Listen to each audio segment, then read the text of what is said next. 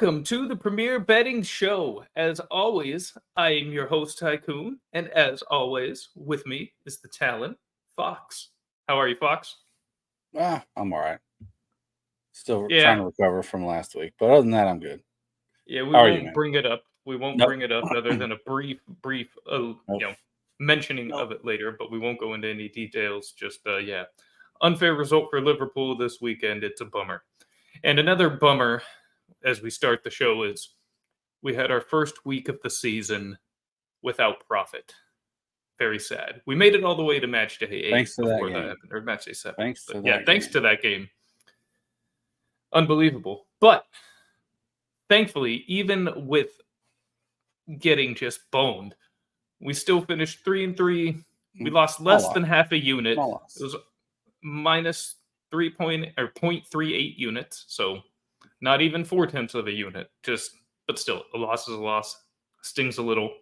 So it brings the overall record to 27-17 plus 14.52 units. So still a strong season.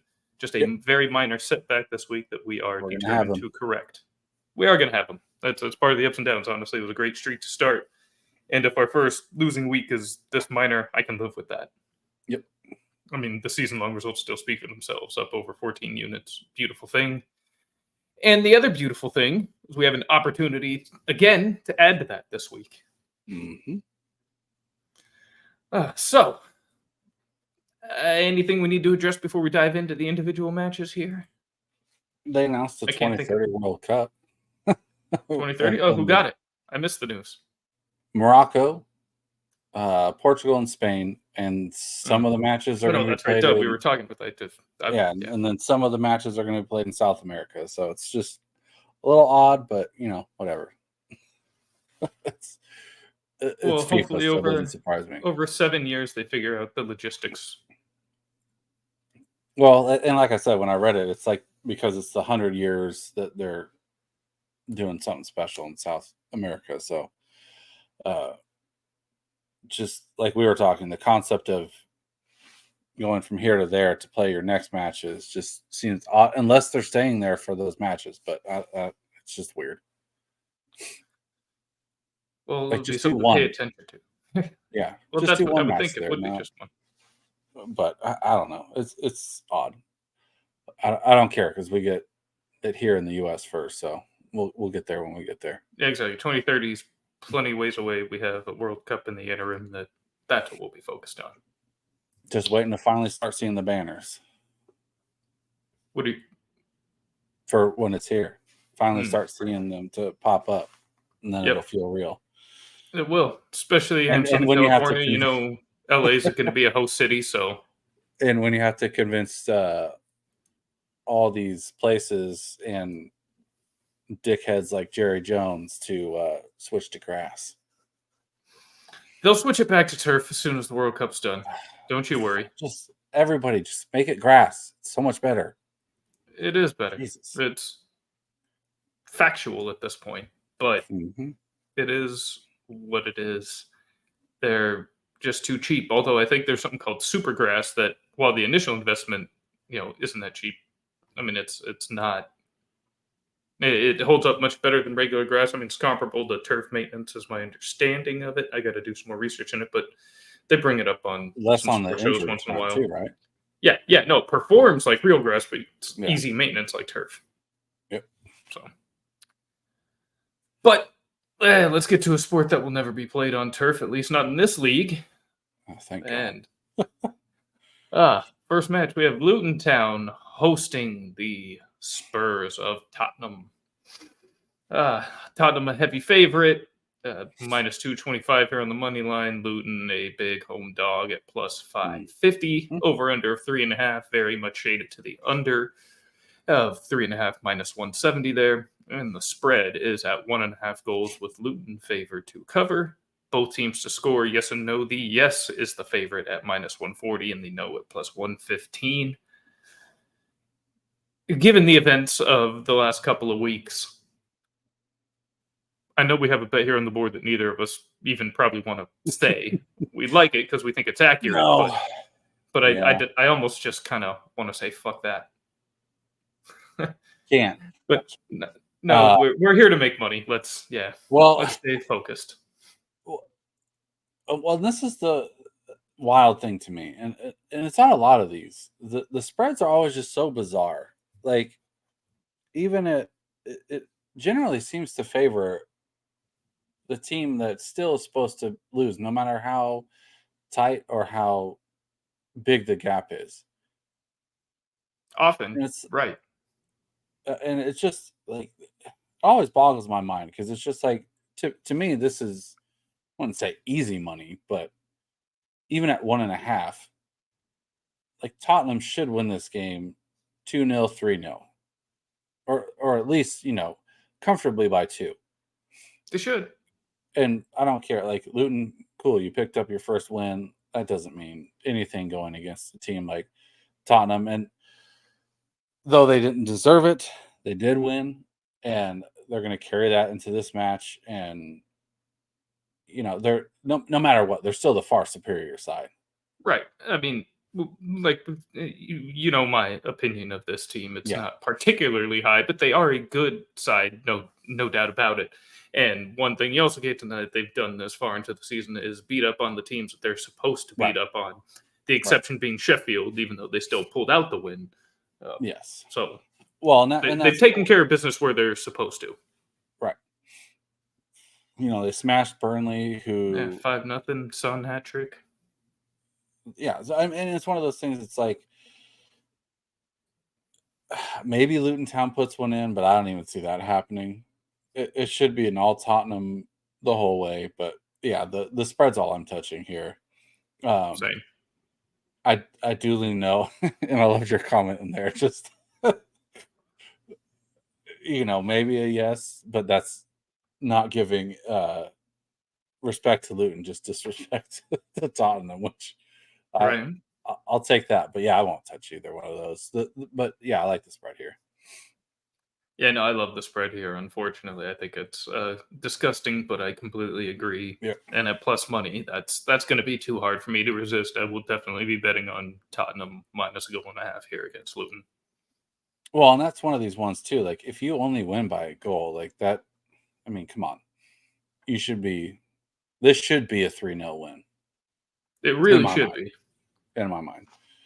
But so, and I know we don't really touch on it too much, but we were talking about before the show, and Son here is a plus 100 for anytime goal scorer, and I would absolutely smash on that too. If he doesn't score here, I'd be actually surprised. I would be surprised too. I mean, to me, this team is about 80% of this team is Maddison and Son. So, I mean, I certainly expect them both to show out here in this match, control the match, and Son to definitely put one in the back of the net. And he's been having such a good season so far that, that, like, I obviously don't have anything good about Tottenham here, just bias aside. I love Son, so it's like, I'll root for that guy, and I just want a goal here from him, and just give me. I think we'll get it, and at even money, I think it's worth. I mean, I'm probably not going to go too hard just because I won't on anytime goal scorers in general, but I'll sprinkle it probably because I really think I'd be very surprised if he didn't score. Yes. All right, next match. The other newcomer and bottom dweller, Burnley, hosting the struggling Chelsea side, although they did finally pick up a victory. Chelsea, the favorite on the road here at minus 145 on the money line. Burnley plus 400 home underdogs. The over-under is set at 2.5, slightly shaded to the over at minus 125, just over even money on the under. The spread at just half a goal, and the both teams to score yes and no prop shaded towards the yes at -135 and the no at +110. I know you got nothing on this match, nor do I. So we are going to just move forward. And that will take us to Old Trafford, where Manchester United host the Brentford Bees. Manchester United, a decent home favorite at -140. Brentford has certainly been struggling of late. They're +360 underdogs. Over under set at 2.5, favored heavily, fairly heavily towards the over at 2.5, -150. Under at +120. Both teams to score yes is the favorite at -150, with no being the underdog at +125. Same thing here. Don't really have anything, and I know you don't either. No, So no. we will. Oh, The but only before thing we I go will into say it, real quick, not yes, to go into this at all, but if the Man U line does continue to drop, it was at -145 earlier. If it does kind of dip into the 30s, the 130s, I might be interested. Because like you said, Brentford is struggling, and I know Man U is just all over the place. But because yeah. it is at Old Trafford, if it does dip a little bit more to where I can get a little bit better value, the money line does become interesting. But other than that, I don't care. I would agree. I definitely like United to win this game, but I'm not willing to drink Yes. that kind of juice on this side right now. So yeah, if they No. can get to like 125 or better, then I think I'd take it. Then at least I'm getting 80% back on the unit if I bet it. But Yeah, 130 would probably pique my interest, but yeah, definitely if it dropped below that, so it's you're right. It definitely is one where to keep an eye on. United yes. should be Yep. able to handle this. Yeah. Other than that, no. Fulham host Sheffield United this weekend. Um, they are a home favorite here, -165. Over under, and +500 road underdogs for Sheffield. Over under of 2.5. Essentially even, -115 for the under, -110 on the over. And both teams to score, yes, same situation, although slightly flipped, yes at -115 and no at -110. Now, there is a little bit to unpack with this match, so let's discuss. Thoughts? I think it's gross. I do think it's probably a draw here. But the line I actually really like is the under 2.5. Um, both teams. So Sheffield is by far and away the worst um, on expected goals per game. They are dead last at 3.66, and Fulham come in 2 spots, a I mean, little they did give higher. up 8 in one match, which kind of skews that a little with such a small amount of games played. Yeah, but I mean, even then before that, they were still like right at the bottom. It's not like that dropped them dramatically. Like it does play a part, but they were still before that bottom of the league. Sure, And sure. so is Fulham at 4.27. So to me, this is two teams, and I know the inverse of that is they're both at the back end of like expected goals. So it's like, I don't take much of that into account. It's just neither of these teams are scoring. No, they Um, I both have what, I think 5 they're goals both each in 7 bottom. matches. Yeah. Yeah, I was No, gonna say I think they're both probably the they are. Them along worst. with Bournemouth are the 3 lowest scoring teams at 5 goals each in 7 matches. Yeah. So I don't want anything to do with that. And I don't think like Fulham is miles ahead of Sheffield at all. I if I do pick a winner here, yeah, it is Fulham, but it's probably just a 1-0 win.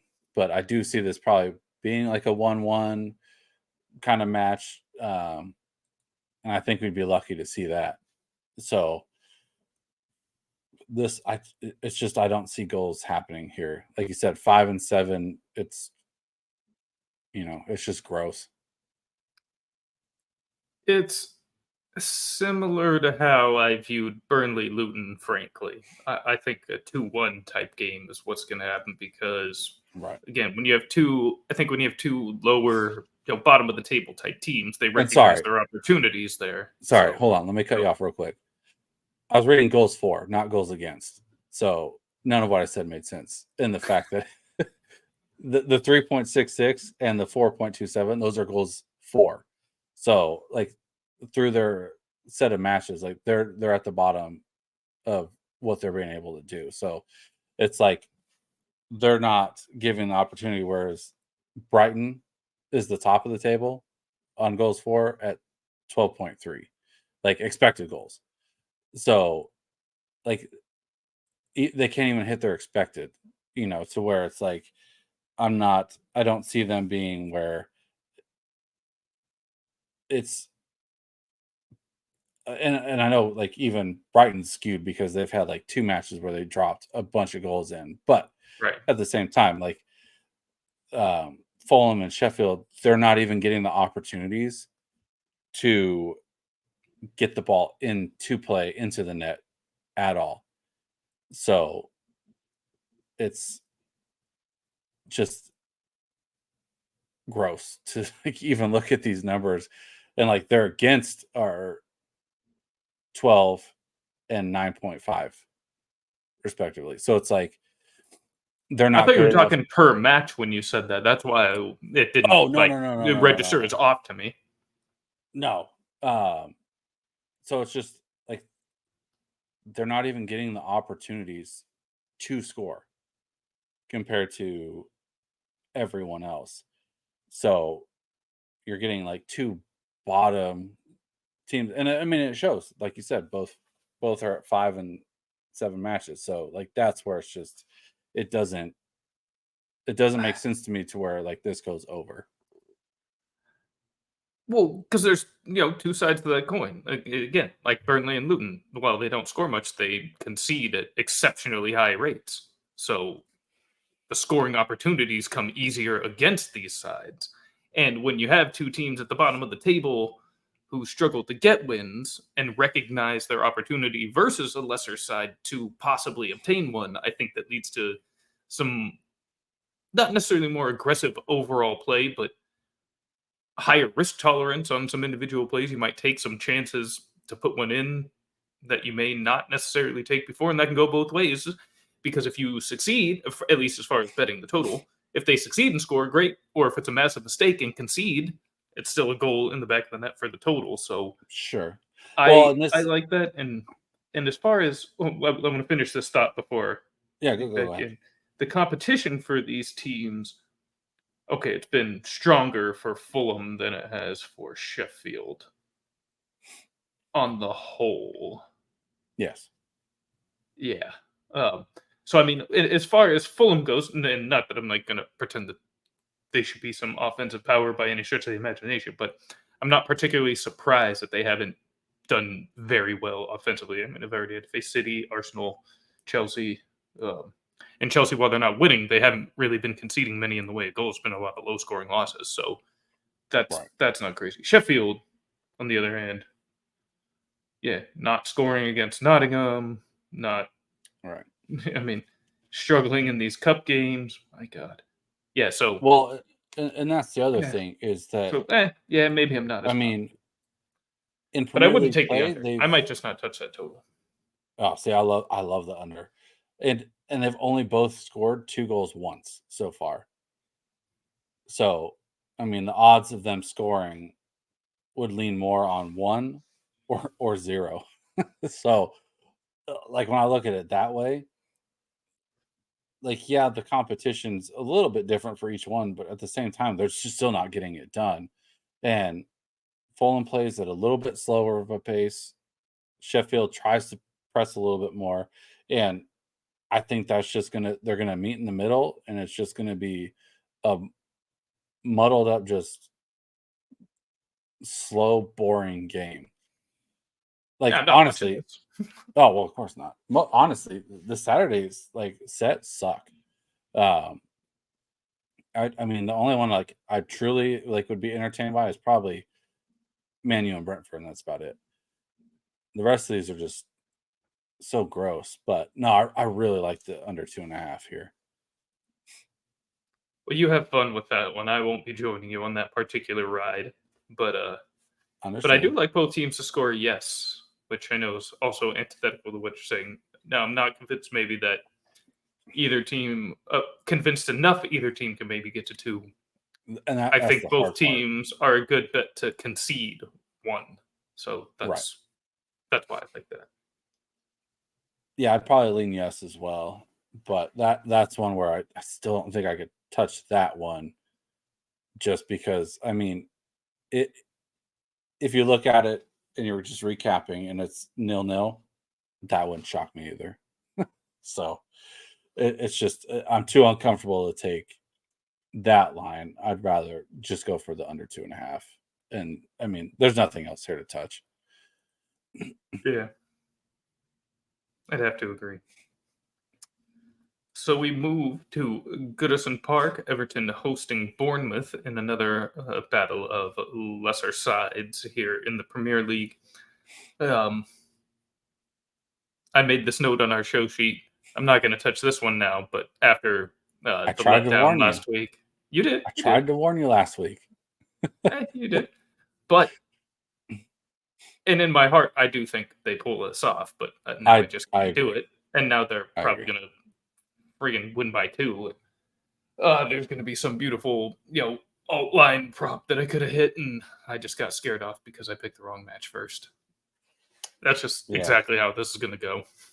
Yep. But yeah, so we have me. No. So Everton minus 105, home favorites, Bournemouth plus 280, underdogs here on the road, and the draw set at plus 275. Over under of 2.5 is slightly shaded towards the over at minus 125, and even money on the under. And both teams to score yes at minus 145, no at plus 115. So, like I said, we both kind of like Everton. You noted here in the spreadsheet that Bournemouth just lost to Tyler Adams, their captain, U.S. star. And I think it's Bournemouth significant in general. Time too. So that's kind of a rough one to see. But yeah, I mean that hurts a bit. I do agree. It's probably Everton here, but after their Luton, that game was just they like disappeared, and I told you I can't trust them, and I can't do it here either. Mm-hmm. But yeah, I do think this is one of those ones that it's probably a 2-0 win, 1-0 win, and they should take it handedly. But it's one of those games that I just don't want to touch until, like, I want to see them prove it first, and then I can not believe, but at least like next time, it's one of those ones where it's like, okay, maybe I'll look at what they can offer. But as of now, it's I'm going to pass. Have to agree. Have to very much agree. All right, so we move to the next game. Crystal Palace hosts Nottingham Forest. This is a much closer matchup. So we've got Palace at plus 125, technically home favorites here. Nottingham plus 245 underdogs, and the draw set at plus 225. Over under is set at 2.5, heavily favored on the under at minus 155. Both teams to score yes and no is essentially even, with the yes at minus 110 and the no at minus 115. So what do you like here, Mr. Fox? I think I like the draw here. I want to root for Palace too. I think they come. You got a good win against Man U in Old Trafford after being destroyed by them in the cup. So it's like, do we take that in and do something with it? I would think they would, but then I kind of look back and see where, was it 2 weeks ago, I bet on their money line in a game they probably should have taken, and they didn't. They've been an inconsistent club so far. That's what's been frustrating about them. I think they have talent. I think there's quality players at their side. They just seem to pick and choose their spots to show up. Right, and that's kind of what Nottingham Forest is too. So it's kind of one of those things where I look at it as, I mean, I guess you could say this when any game. It's who shows up, but when you're playing sides like this, it truly is whoever shows up is going to win this game. Whereas, like Liverpool and Arsenal, they don't have to fully show up and they win this game against either side, kind of thing. City obviously like discounting Wolves this weekend or last weekend, but overall it should be we can give 80% and still win. Whereas like these ones, it truly is like whatever side decides to step up, that's who's going to take this game. And I don't know who it's going to be. I would think it is Palace, but Force is that team that kind of continues to do it. So I look at it. I mean, this one, it's the draw. I mean, and it kind of favors the draw over Nottingham taking it. So that's kind of where I would lean. Other than that, I don't really like anything else here.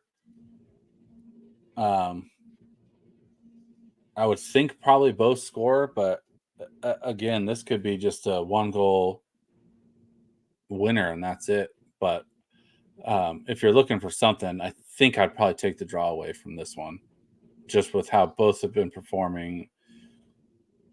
It's not been pretty for either side, but like to me, this game should be entertaining though. Like that's what I want to see. Is like this one, I'm actually like I'd watch this one and be knowing I'm in for a good game, whether it's only a 1-goal or whatever. But like this is two sides that are going to fight, but it's just I don't know which ones.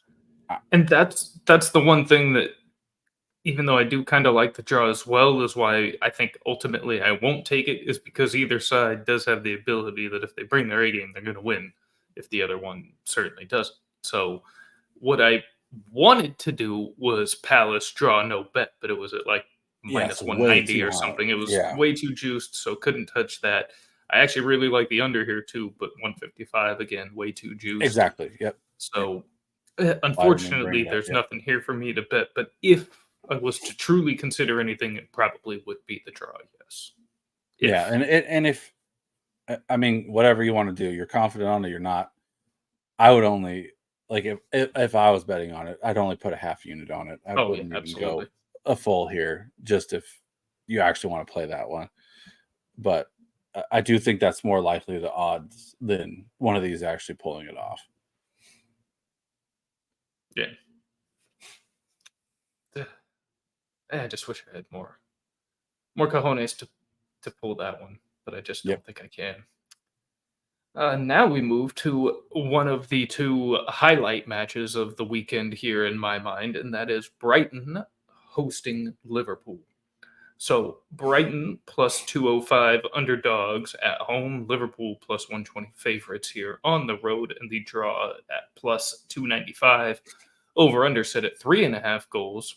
They're expecting some scoring. Minus 115, slight shade to the over, minus 110 on the under. Both teams to score yes is a formality as far as I'm concerned here, with yes at minus 320 and no at plus 230. You're going to have more to say here, so I'm just going to throw out my very brief, quick thought. Briefly, going back to last week, Liverpool got really screwed. We're not going to get into details, but goal that should have been allowed and 2 red cards that were dubious. One of them outrageous, the other one dubious at best. So it's and they still controlled that game for the most part. I came away very unimpressed with Tottenham. Even more impressed with Liverpool, even in a loss. Yeah, I agree. Regrettably. And so I'm taking Liverpool money line here at plus 120 with full confidence. And like we said last week, same logic. I am always going to take a team of this quality at plus money in a game that they should win. They should have won last week. It didn't happen, but they should have, and even the way it played out, they should have. So whatever. So last week notwithstanding, I'm sticking with that logic. Brighton just got smoked by Villa. And I mean, I know it's a matchup thing partially, but still. And I still believe Brighton's a very good club. But Pool's going to be out for blood after this match. I mean, and especially with the release of the VAR audio. My God. Oh my So God. it's too much of a story to not be a factor here in my mind. They are absolutely winning. That's just how I view this. I don't see a reality where they just don't come out full of vengeance. Anyways, on to you. No, and I fully agree. And even like they both had the Europa this week, and they got quickly behind in just a matter of 90 seconds to Marseille. And I know they caught up and ended up drawing that one, but even then, that's a match they should easily be winning, not even drawing, not getting behind the way they did. So I think their confidence is sunk a little bit. And then, like you said, I mean, Aston Villa just smoked them. So you're reeling a little bit here. And Liverpool won their match. I mean, it wasn't fantastic, but again, it was one of those. I mean, that's just kind of they controlled the pace of play. They still put it together. They won 2-0, whatever. But I 100% agree. I think they come in with some fire, and I do think this is over 3.5 for sure. Yeah, I like that. I couldn't even be focused on the total. I was just so set on this money line. This is like a probably a 3-2, 3-1 kind of win. I agree. Liverpool money line. I got to take it again. And especially because I mean I know like with Brighton with how they're placed too, like they need the win, but a Liverpool like after getting railroaded like they did last week, like they have to come out and they have to make a statement. These points are they critical need this these week. three. There's no way they drop them. There's just no way. No, and especially like and then like we talked earlier, like this is where I'm rooting for even I do think we'll get to it, but like I think City is the winner here, but I think like I'm rooting for the City and Arsenal draw just so that we can level back up to where we should be already at the top of the table, and have more to prove that no, we should have won, and we're going to give you a show on why. So I absolutely think they come in. I wouldn't call it a statement win in the regards like they shouldn't be winning, but a statement win in the fact that it's like we got fucked last week, so completely agree. But yeah, definitely.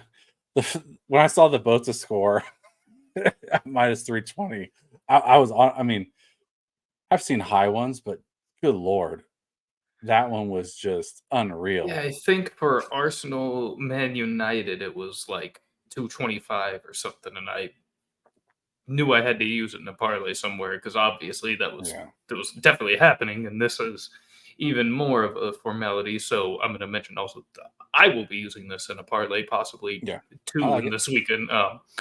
But yeah, I mean, I've never seen that kind of juice. It almost makes you want to sprinkle on the node just because how often do you get that chance on a both teams to score prop at over plus 200? I mean, yeah, I mean, and Allison has been, I think, far and away the best keeper so far in the Premier League. But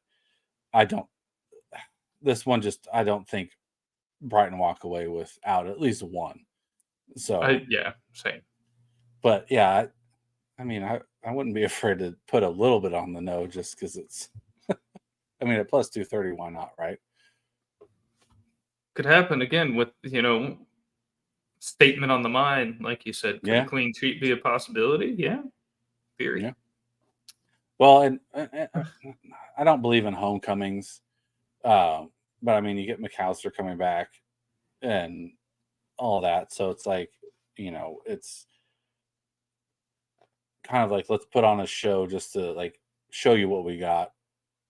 I still don't know why they got rid of him, but I'll take it all day. But it's kind of one of those things where it's just I think all the pieces are just going to fall together, and it's just going to be a solid win, and let's get right and now we get a break.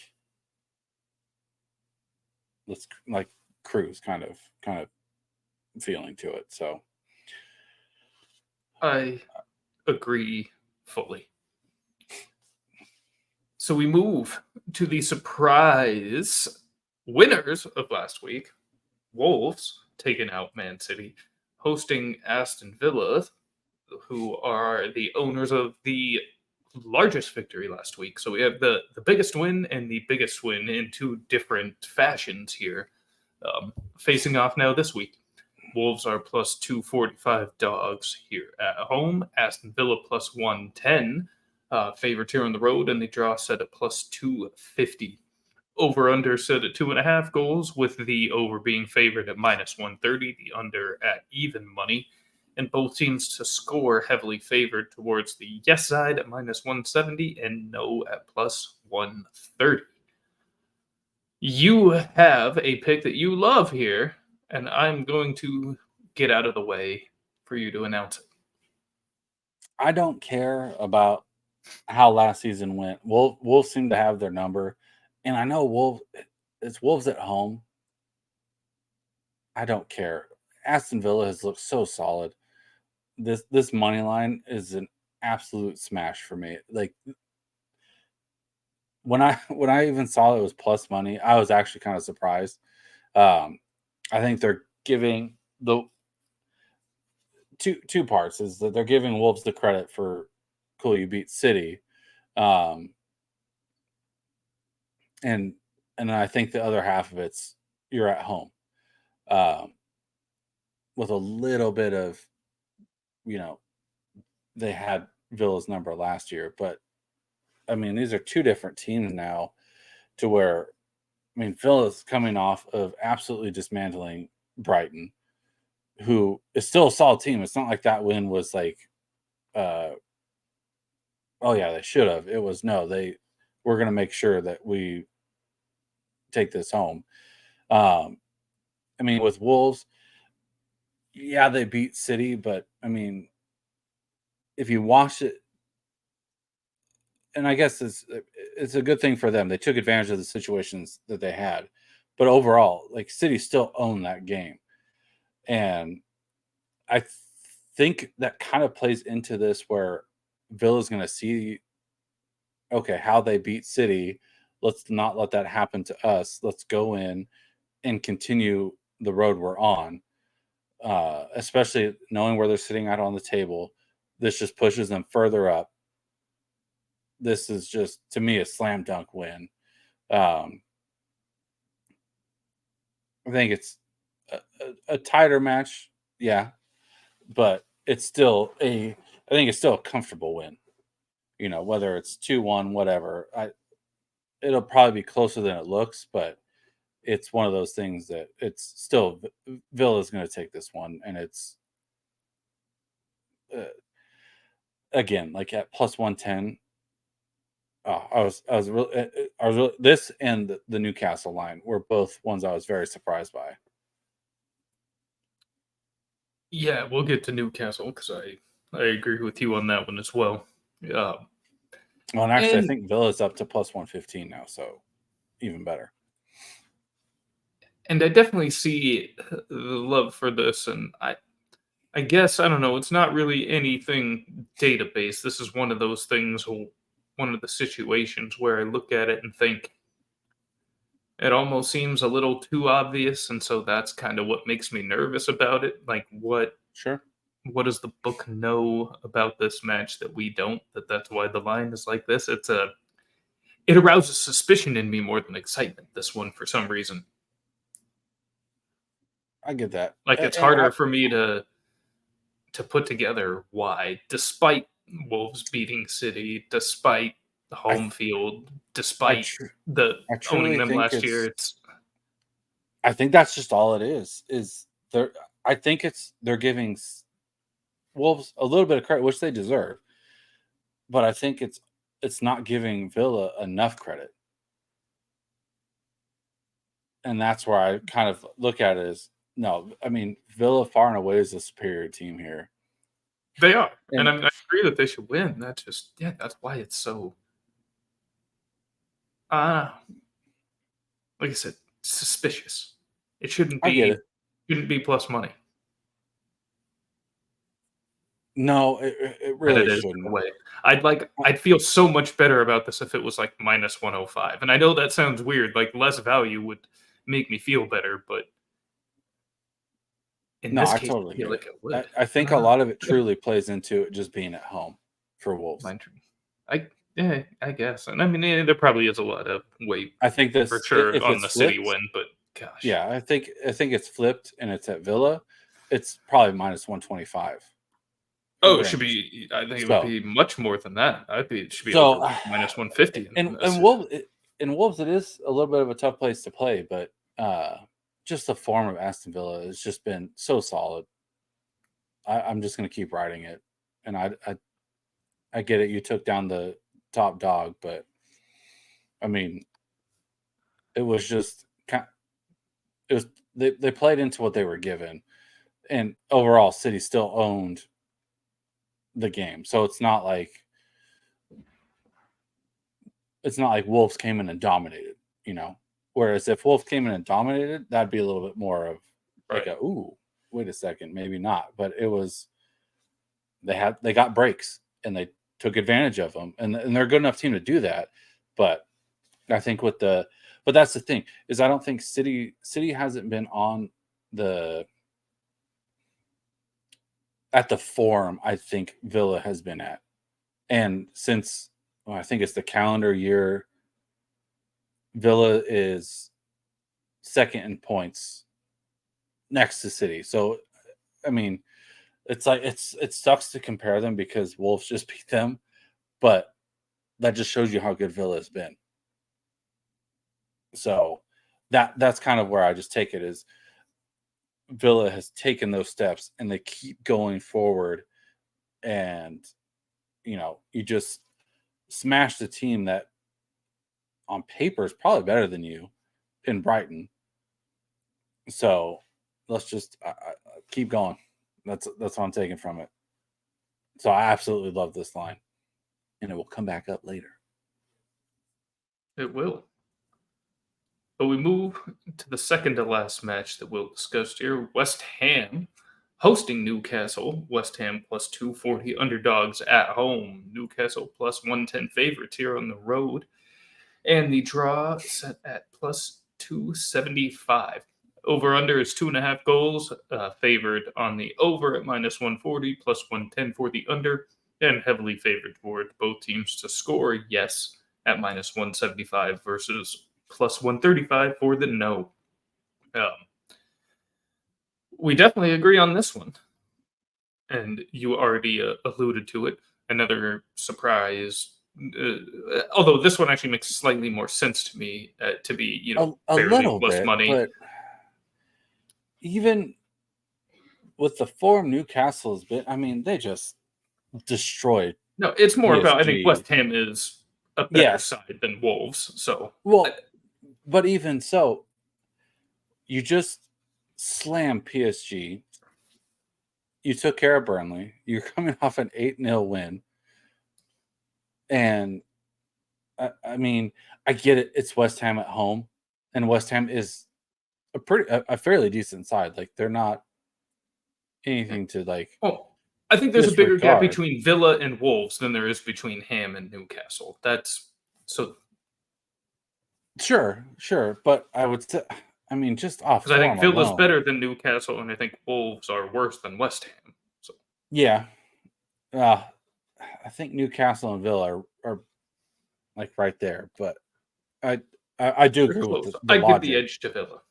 But I mean, even so, I don't care. Like I mean, I love it just because it's plus money.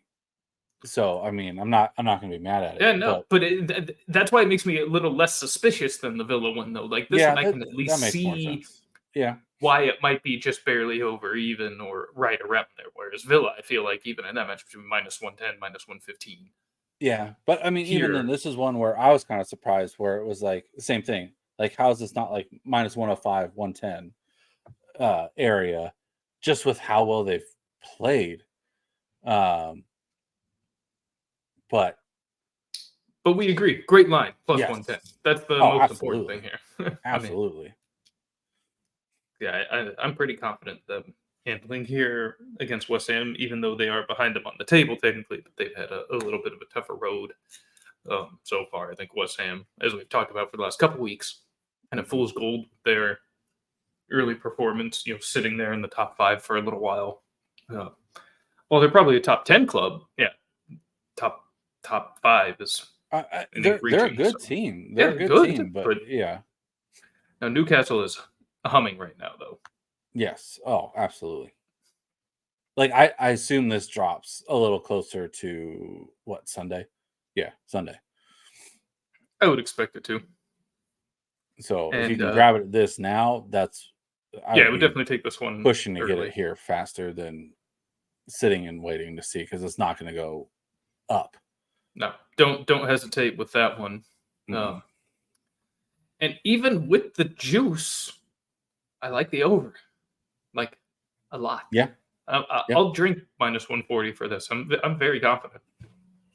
Oh, absolutely. Yeah, this definitely screams 4 or 5 goals. I mean, between the two of them, 31 goals collectively and 14 matches collectively. Nearly 2.5 goals is the average. I mean, I think Newcastle gets this on their own. Like, that's how I look at it. I don't even care what West Ham can do. It's what Newcastle's doing right now. They're just scoring. Yeah, Newcastle's averaging about 2.5 goals a game by themselves. West Ham just under 2 goals a game. I mean, 13 goals instead of 14 in 7 matches. So they're putting it in the net, and neither has been particularly stout defensively. Been okay. Newcastle better, but not special. So, well, and this is one where goals will be scored. 2.5 is right, and they're third in expected goals, where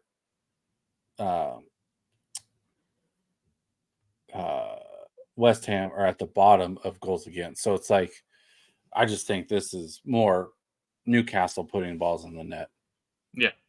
No, I trust their form right now very much. Yep. So, and they're coming off a solid win. Especially I really thought PSG was going to take that game, and on paper they should have. I agree with you. And Newcastle said, "Nope, we're going to make sure that we get out of this tough." No, they whipped that ass. Yep. I mean, it wasn't even a question. It was that's a statement win.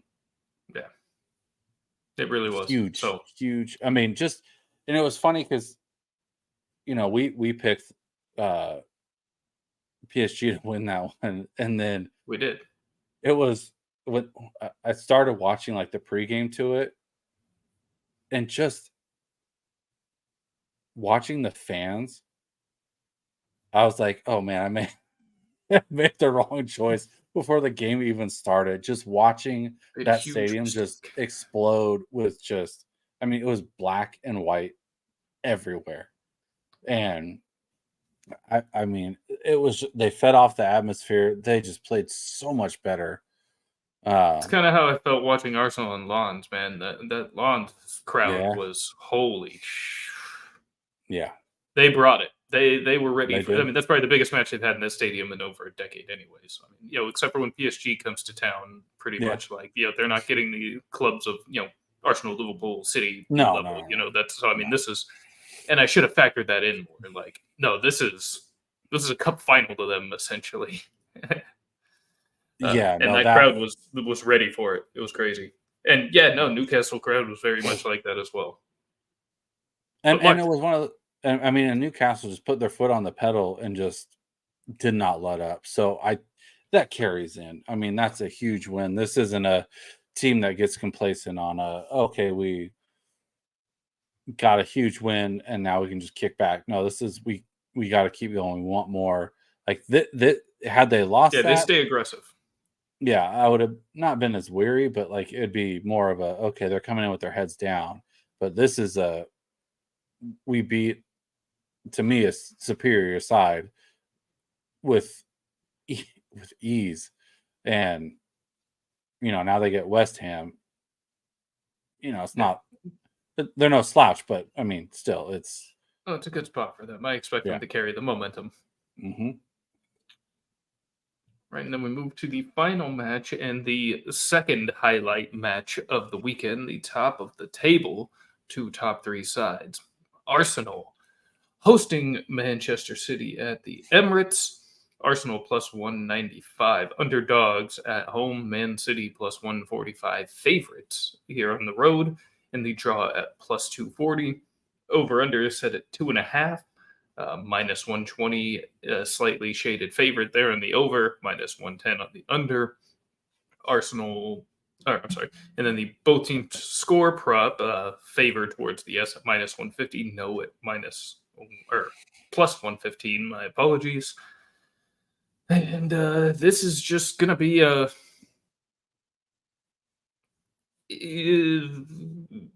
anxiety riddled horrible experience for me personally. This is one of the matches that when you root for, it's a blessing and a curse to root for a good team in any sport, right? Because it's almost like it sucks a little bit of the joy out of winning sometimes. Like it's almost just like relief when you win instead. Yeah. And when you have expectations, I get that. But anyway, expectations are, we're not expected to beat City, obviously, in this match, but it's still the anxiety of watching, knowing what a win could mean for the club. So it's going to be, thank goodness NFL football will be starting right around the time this match ends, so I'll have a distraction no matter what the result is. I have a lot of thoughts on this match personally, and I know you do too.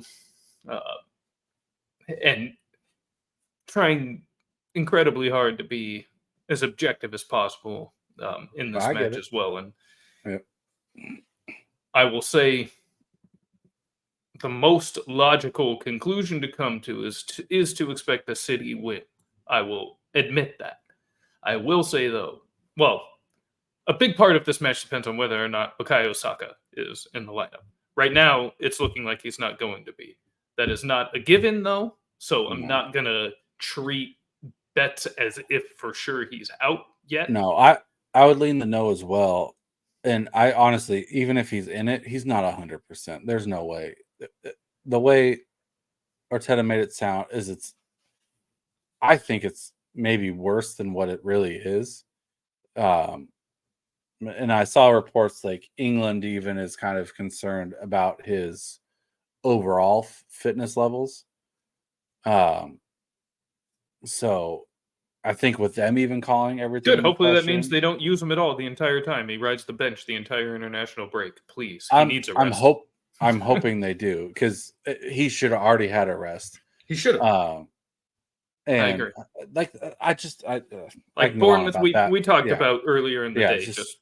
So he stupid. Shouldn't have played. I think the reason he played is because I think he's played something like 86, 87 consecutive Premier League fixtures. And I have to think the streak probably played a little bit into it. And it's just kind of the attitude of Saka as well. If he feels like you're not keeping him off. And it's not not stupid, but it's kind of like, I get it. You're 22 and kind of think you can play through whatever, but he thinks he's invincible for sure. It's a young, it's foolishness of youth. Yeah. I think it's a little bit, the coach should have been more responsible. Maybe he'll let the player talk him into it, kind of thing, I think he should have sat out. And I think they're kind of realizing like, oops, we kind of messed up, because even against, I get it. You're putting him in for your Champions League match, but like, that's where you rest him. You're not going to drop against Bournemouth. Like, he's not going to make the difference there. You're good enough. You don't need him. Correct. Rest for that and just go forward. And because of that, like, you jeopardized him again, because now it's a separate injury. It's not even what he was out for to begin with. And I think that's kind of where it's like the same with NFL. It's when you're coming back from an injury and then all of a sudden it's like, oh, now my hamstring. It's because, you're not. Your body's compensating in other areas for the loss of what's injured. Right. And you go from what was it, Achilles to now your hamstring. Like, I think that's where it's a compensation thing. So the guy just plays so much football. Like right. I think it's an accumulation of just wear and tear on this guy. He's just always fucking playing. Well, and that's the funniest. Like, and this is where I think like I don't think he's the most skilled player, but he goes so hard and can push himself to do that to where like it makes him more of a talent, like in a different way, where it's like he's not going to be juking and dancing all over the field. It's I play No, yeah, hard, you're I right. run That's not his hard. game. Yeah. So I think that's kind of where it hurts him a little bit, to where like seeing that they are concerned about his fitness, it kind of makes sense. But at the same time, like he's only going to get better if you let him rest, and he's not getting that opportunity. And I think once he learns to also say no, it'll make him better to where you're not having to worry about this, because it's like, you know, uncontrolled for City. Like Rodri's out, that's out of their hands. Whereas like Saka could have been, he was fit for this match, but now I don't think he plays. Like that's how I'm looking at it I going don't into it. think he does either. But again, I'm not going to bake that in as a certainty yet. Because if there's any No, player that would no, surprisingly be one to go, it will be him. right. So And to put it, I would agree more if it was the same injury, but the fact that it's another injury, it's just adding to it. Like that makes me a little more nervous to it. But and also why I agree with you, why I expect him not to play. I just won't. I'm just saying, if it's a surprise active, it's not going to be like, oh my god, he's actually playing to me, no, like by any stretch. It will be a no. surprise, but it won't be like, what?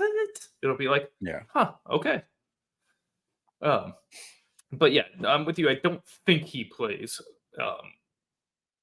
So we'll see. It's just something to keep an eye on if you're waiting on definitely. this. So on this match, I do not advise placing an early wager until we get a little No, more this is a certainty on Saka. you wait till you get your lineups. I mean, Yeah, no, this is you right wait before till. kickoff, Yep, absolutely. and whatever line movement there is, you just adjust. Um, so with that said, and you already alluded to it too, Rodri will be missing the match for City. Kevin De Bruyne is out. So with that, while See, there's but still that's where I don't think it matters. Rodri, yes. De Bruyne, they haven't missed him. I really don't think they have. I think if De Bruyne plays against Wolves, they win. I don't think so. I very much disagree.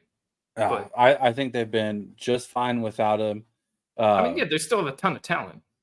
Right, They're but still a great club because they have a lot of depth. I mean, Rodri is the bigger honestly, loss, yes. yeah, but I think they've been. I mean, to pretend like De Bruyne is not a world class player is insane to me, and like No, but I missing mean, one of the best players in the world is not a big deal is wild. I don't think it's as big of a deal as it necessarily seemed like it was at first, because they've played just fine. I mean, the guys they've got filling in, was it Doku? Like, I mean, they've got the solid talent around him to where, I mean, he's up there in age too, so it's not like he was even going to be finishing some of these matches to begin with. So, and I think part of it too is you got Grealish back, and they're starting to Yeah. get all their guys back to where it's. I mean, I truly don't think he would have made a difference in this game or not. Like if you look back and whoever wins, whatever, win, draw, loss, De Bruyne wouldn't have made a difference in it.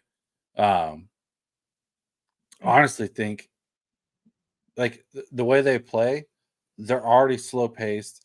There's, you know, they're able to still press the way they need to.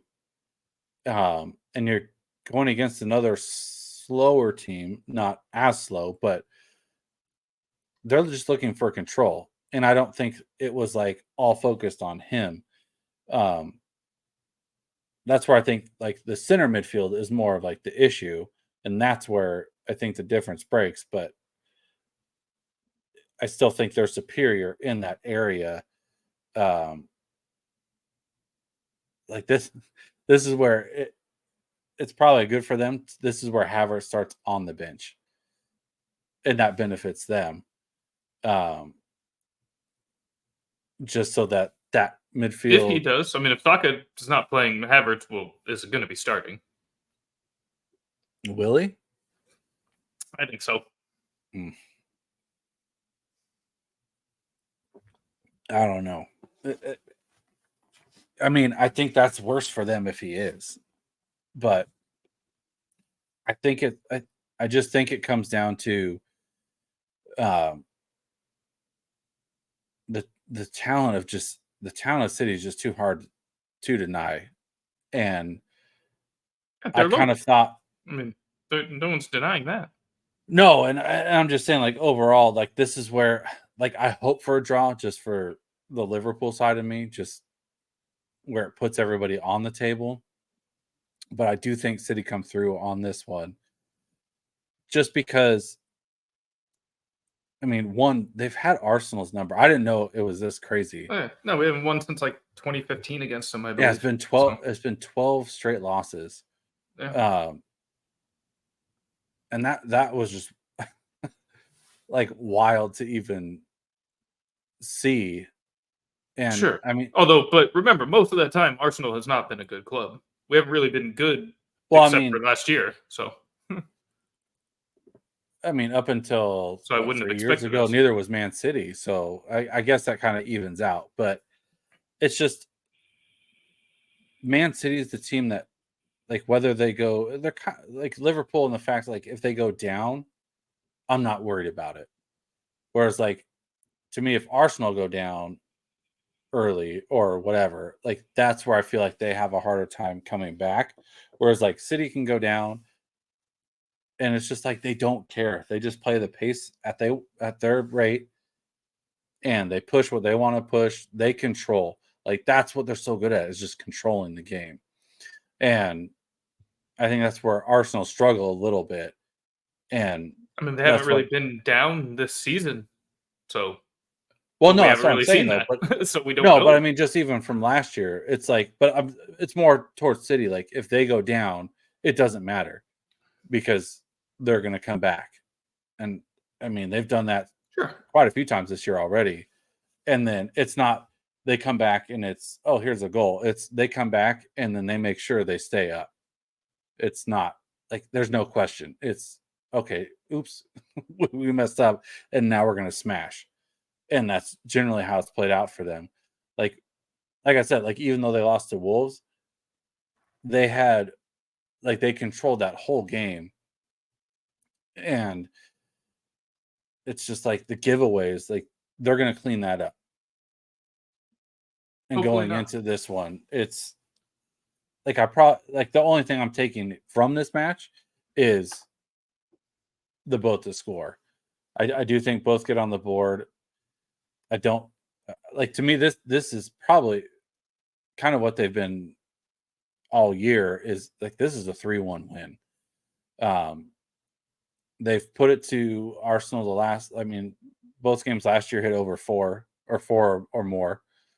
I think that's kind of where it sticks to, is like, I don't care how slow their pace is they're so deadly with when they get into that. Yeah, I mean, Holland's the final third. So I see that's how it just ends up here. I mean, both are solid again. I mean, teams aren't really scoring a whole lot against them, but I mean, the offense that just City puts out is just, I think it's just too overwhelming. I mean, perhaps they only have 2 more goals than us all year, so it's not like they're some crazy no more offensive power than we are.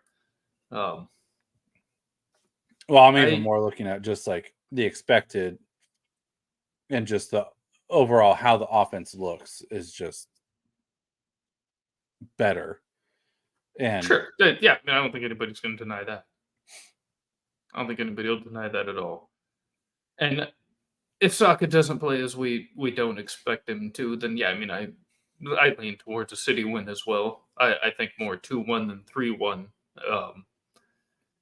But if Saka does play, and even though I know you don't think De Bruyne's absence matters, with him and Rodri out, I think it gives Arsenal a chance. It's not a huge chance, but I think it's a realistic chance.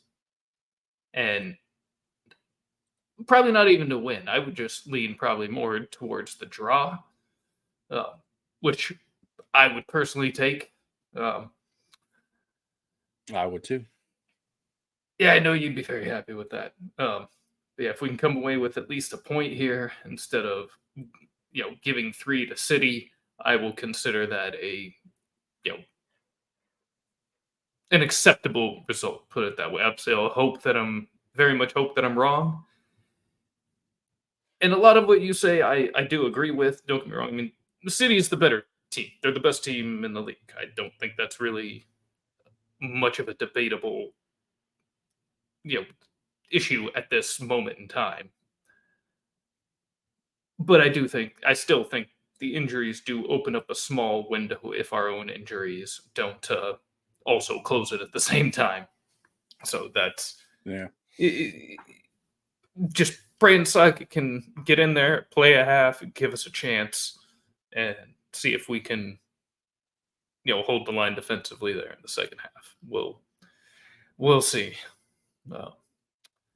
I would be a lot more excited about this match if Saka's playing, but regardless, even if he doesn't, I still think it'll be a good match. And hell, even if you're right about a 3-1 City victory, I think it'll be done in a very entertaining fashion. I don't think it'll be something to where absolutely. they're up 3-1 at half and just ride that the rest of the way. So I think it'll be a hell of a match to watch. No, this is one where I see it being Arsenal probably get a goal in first, and then City just take control and put it to bed. I think if they do, it'll be more dramatic. I really do. I think this is set up for high drama and entertainment. But yeah, and also I was going to throw this in there too because you mentioned even though you think City wins, the Arsenal draw no bet line being at plus money was interesting. Yeah, and at plus 105 in the draw, and Arsenal plus 195 in the money line, and the draw being a plus 240. In a situation like this, if the draw no bet was interesting, I'd almost say throw down both on the money line for Arsenal and draw if you think there's a possibility City doesn't win. Because that way, either result, you come away with essentially the same profit as you would if you hit the draw no bet. Although in this case, you win either way, whether it's the draw or the win. So now the downside is you're doubling your risk. You'd have to put 2 units on the line as opposed to 1. But it's nothing I would do personally. Frankly, again, this is something I can't really advise anything until we get clarity on Saka. But keep an eye on it. And yeah, both teams to score, I agree with you there, but I can't do it at minus 150. Too juiced. Oh no, that's a parlay for sure.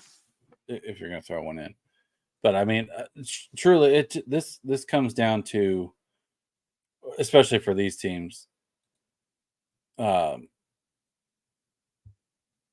like I think who controls the possession, and I mean, City have the edge at 66%. I mean, it's only 62 for Arsenal, but I mean, it just shows both are such high possession teams that if City can control the ball, I think that's kind of where this game is made. And I truly think it's in the midfield too. And both do pretty well at. Well, Partey may be back, and if we're able to throw out a midfield of Odegaard, Rice, and Partey, I feel very, very good about that, even against City. And is he supposed to be back, or is he still? He may be back. Hmm. I don't know that he's supposed to be, but it sounds like there's a good shot he goes. So if he's fit and able to go, God, would that be a boost? Yeah. Yeah, I mean, either way, I think this is definitely the most entertaining, well, one of the most entertaining games of the weekend. So yeah, no, this match and Brighton Liverpool are the highlights, no doubt. I mean, when you have 4 of the top 5 teams in the table in matches, you're gonna have some good stuff. Yeah, you got 1, 3, and 4, 5. Yeah, yep. Great, love it, absolutely love it. We're gonna get treated to some good stuff. This is gonna be a great day of football. Period. Sunday, yes. On Sunday. So Sunday, get to start out with these matches. Let's see, what is the first match on Sunday? I think Liverpool's one of the earlier ones. Yeah, Liverpool 6 a.m. Pacific, 9 a.m. Eastern. Same thing with West Ham Newcastle. Same thing with Wolves Villa. And then you got Arsenal and Man City at 8:30 Pacific, 11:30 Eastern. At the same time as going on as those early round of games, we got another London NFL game going on, Jags and Bills, which will actually be a pretty good one. I think it should be better than the Jags Falcons of last week. Yes. And then, following City Arsenal, then we've got just a whole slate of American football. It's going to be from if you're on the West Coast, from 6 a.m. till 8:30 p.m. I mean, you got 14 and a half hours of just gold. And it highlights at the end, and I know this is, a Premier League show, but Sunday Night Football, 49ers Cowboys, oh baby. Yeah, we get Niners Cowboys, City Arsenal, Brighton Liverpool, all in the same day. We are blessed people. Yep, should be some good matches all across the board. There are. And we have a lot of picks for those. So first, before we go into the recap, we are going to give you the lock of the week. Going with the Aston Villa money line. That is my lock. You better lock it up. You better lock it up. No, you lock it up. You lock it up. Lock it up. Lock it up. You better lock it up. You better lock it up. No, you lock it up. You lock it up. Lock it up. Lock it up. You better lock it up. You better lock it up. Why is it going over and over? Oh, okay. It's like on repeat. Yeah. No, that one's just like we talked about before. That one's just an absolute smash. Probably one of my favorite lines.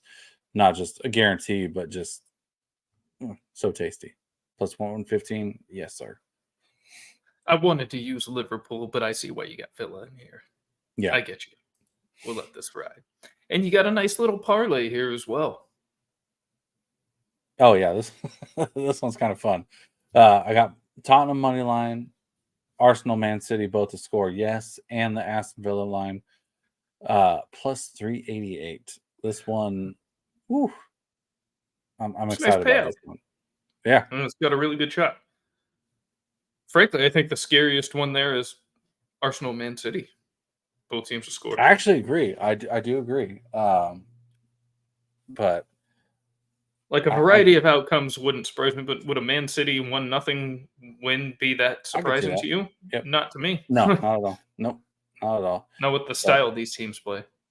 Yeah, no. I mean, if Saka's out.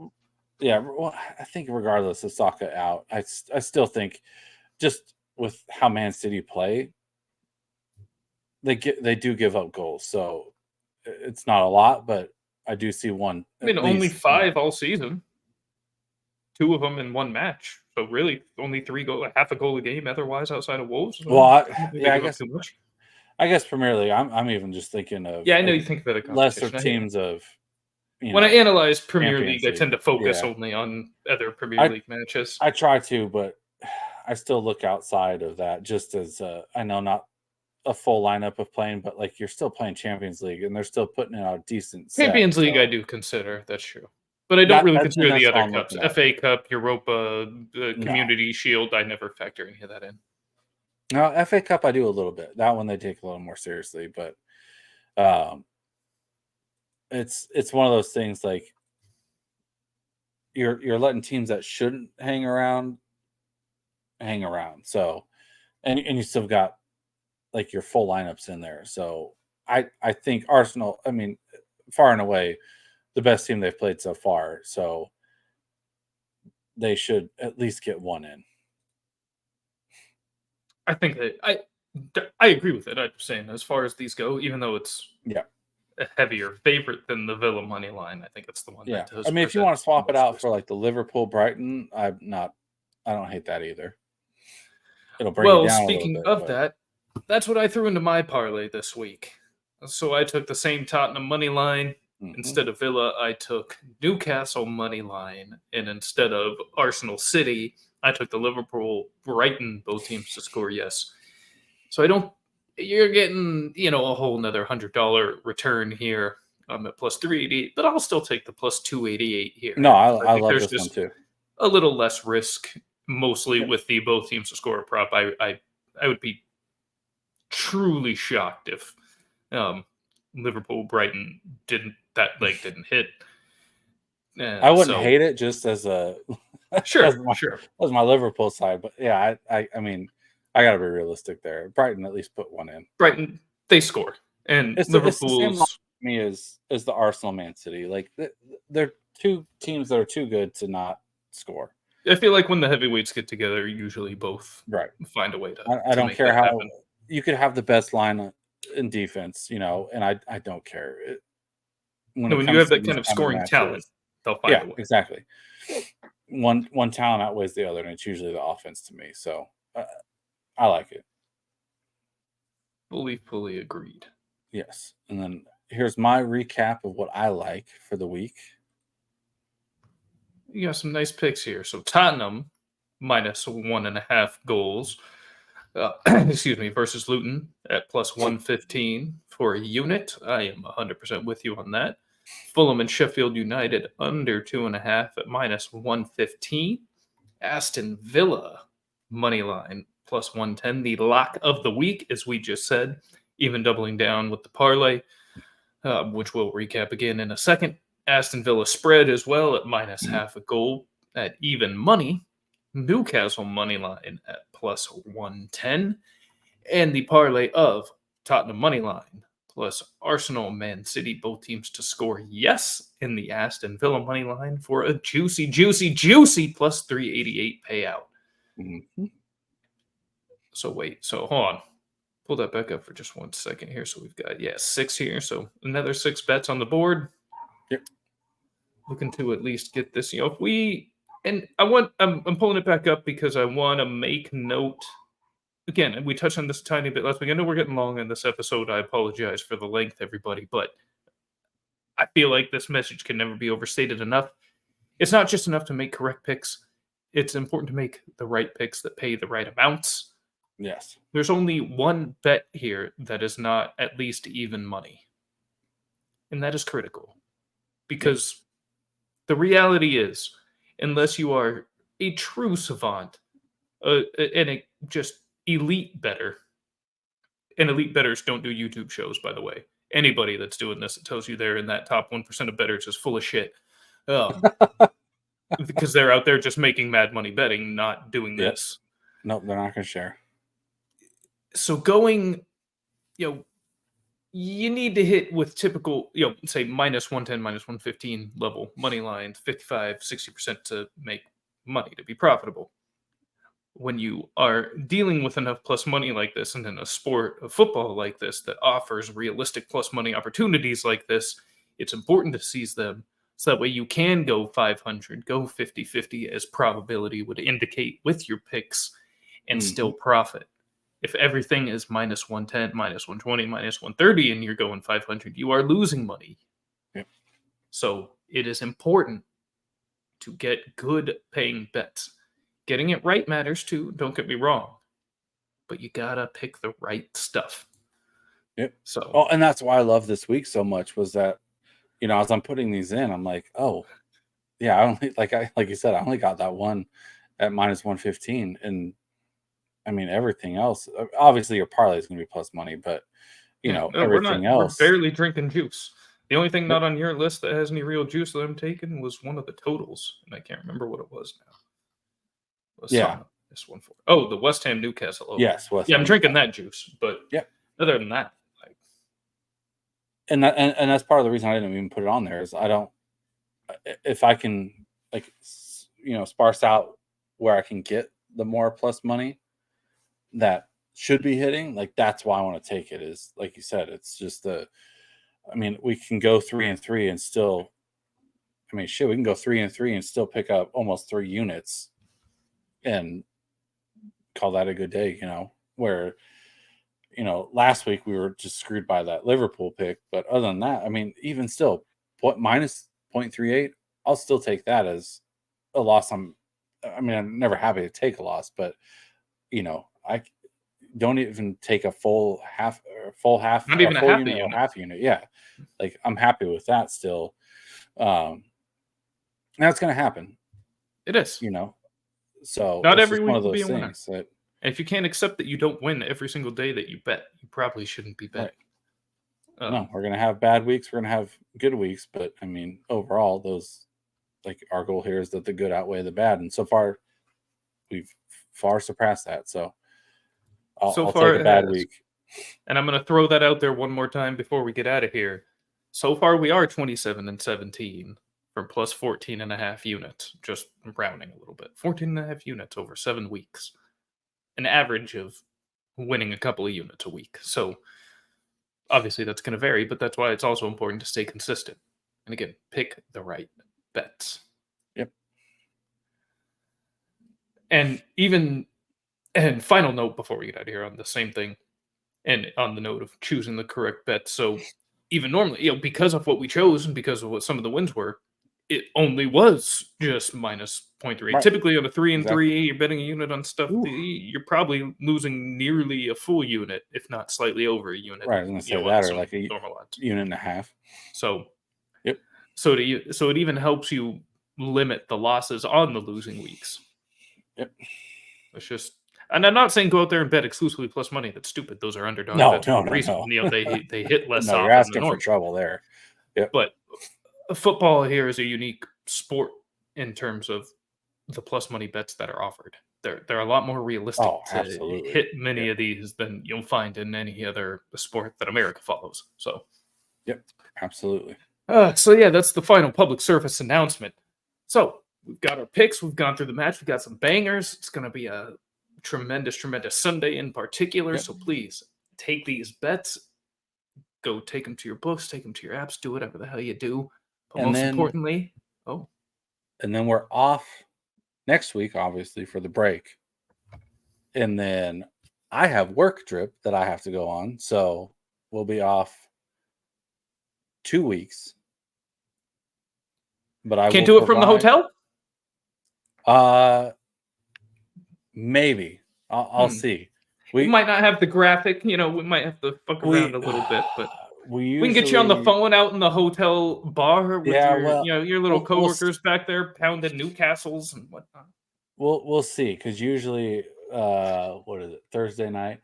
So it's Wednesday night, Thursday night, and then Friday, and usually Thursday night is the drinking night. So yeah, that's true. That is exactly it is one correct of those things. On such a work trip.